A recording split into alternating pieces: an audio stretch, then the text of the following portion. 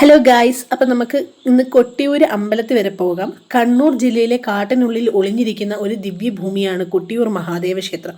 പുരാണങ്ങളിൽ പറയുന്നത് ലോകത്തെ നടുക്കിയ ദക്ഷയാഗം നടന്നത് ഇവിടെയാണെന്നാണ്. അപ്പോൾ നമ്മൾ രാവിലെ ഒരു 2:30 കൂടി കൊട്ടിയൂരെത്തി. 2:30 തൊട്ട് 4 മണി വരെ നിന്നിട്ട് അവിടുന്ന് ഒരടി പോലും മുന്നോട്ട് നമ്മൾ നീങ്ങിയില്ല. കൂടുതലും കർണാടകയിൽ നിന്നുള്ള ആൾക്കാരായിരുന്നു കൊട്ടിയൂരുണ്ടായിരുന്നത്. ദക്ഷൻ നടത്തിയ യാഗത്തിൽ ഭർത്താവായ മഹാദേവനെ അപമാനിച്ചതിൽ വേദനിച്ച സതീദേവി അഗ്നിയിൽ ചാടി ജീവത്യാഗം ചെയ്തു. ഈ വാർത്ത അറിഞ്ഞ ശിവൻ ക്രോധത്തോടെ എത്തി യാഗം നശിപ്പിക്കുകയും ദക്ഷനെ ശിക്ഷിക്കുകയും ചെയ്തു. ദക്ഷയാഗം കഴിഞ്ഞ് മഹാദേവൻ തന്റെ കോപം ശമിപ്പിക്കാൻ എത്തിയ പുണ്യസ്ഥലമാണ് ഇന്നത്തെ കൊട്ടിയൂരമ്പലം എന്ന് വിശ്വസിക്കപ്പെടുന്നു. പ്രത്യേകത എന്തെന്നാൽ ഇവിടെ സ്ഥിരമായ ക്ഷേത്രത്തെക്കാൾ പ്രകൃതിക്കാണ് പ്രാധാന്യം. നദിയും കാടും പാറകളും ചേർന്നാണ് ആരാധന നടക്കുന്നത്. വർഷത്തിൽ ഒരിക്കൽ മാത്രം നടക്കുന്ന വൈശാഖ മഹോത്സവം ലക്ഷക്കണക്കിന് ഭക്തരെ ഈ ഭൂമിയിലേക്ക് ആകർഷിക്കുന്നു.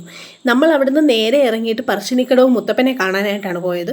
അതിനുള്ളിൽ നമുക്ക് ഫോട്ടോസോ വീഡിയോസോ ഒന്നും എടുക്കാൻ പറ്റത്തില്ല. അങ്ങനെ എനിക്ക് ഫോട്ടോസും വീഡിയോസും എടുക്കാൻ പറ്റിയില്ല. നമ്മൾ അവിടുന്ന് നേരെ പിന്നെ പോയത് വീട്ടിലേക്കാണ്.